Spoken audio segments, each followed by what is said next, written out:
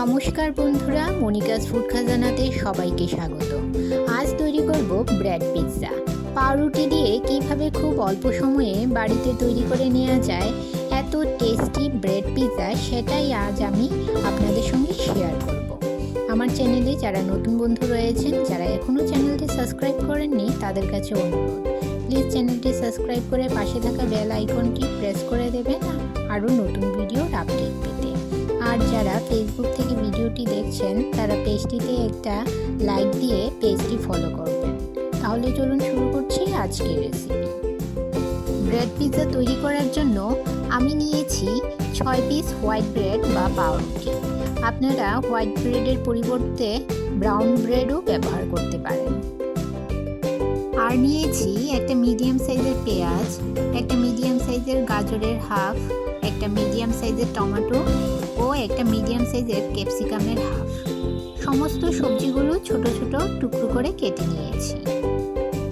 আর নিয়েছি pizza sauce 1 table চামচ, ছোট চামচের হাফ চামচ অরিগেনো, ছোট চামচের হাফ চামচ mixed herbs, chilli flakes half ছোট চামচ, 1 চামচ চাট মশলা ও 100 গ্রাম চিজ গ্রেট করে নিয়েছি। আপনারা এখানে আমুল চিজ অথবা মোজারেলা চিজ যে কোনো একটি ব্যবহার করতে পারেন। আমি আমুল চিজ গ্রেট করে নিয়েছি।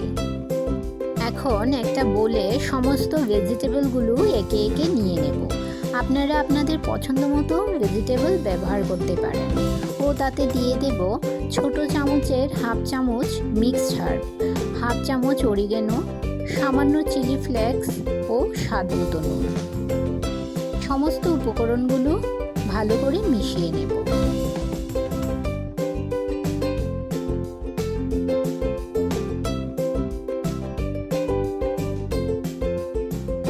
এখন 1 পিস ব্রেড নিয়ে তার উপর দিয়ে দিলাম পিৎজা সস। চারদিকে ভালো করে স্প্রেড করে নেব।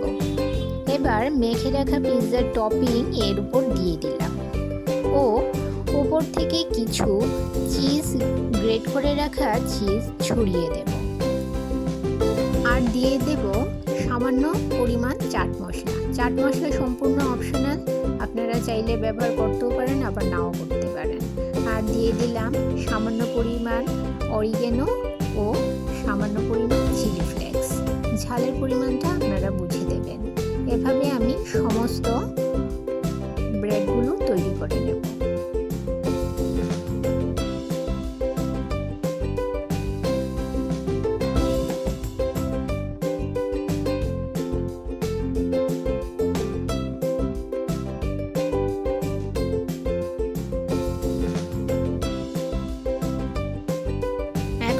গ্যাসের চুলায় বসিয়ে দিলাম একটা ননস্টিক প্যান ও তার উপর কিছুটা বাটার স্প্রেড করে নিলাম।